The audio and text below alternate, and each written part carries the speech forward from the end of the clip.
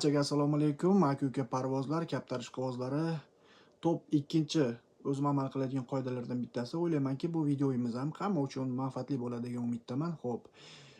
Videoni iloji boricha yaqinlarimizga tarqatib qo'yamiz. Aka-ukalar, like bosmasdan ko'rayotganlar, obuna bo'lmasdan ko'rayotganlar, like bilan obuna bo'lib qo'yamiz. Xo'p akalar, top 2-chi qoida. Kaptarxonamizni iloji boricha toza saqlashga harakat qilaylik. Bu bola olish mavsumida juda katta rol o'ynaydi.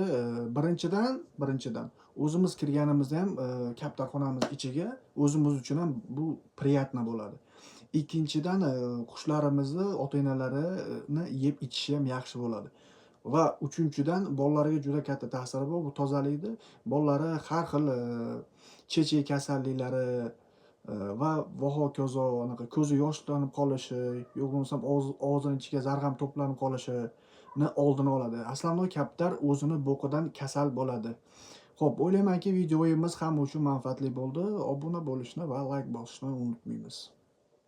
Kuninglar xayrli o'tsin aka-ukalar, bizdan uzoqlashmanglar.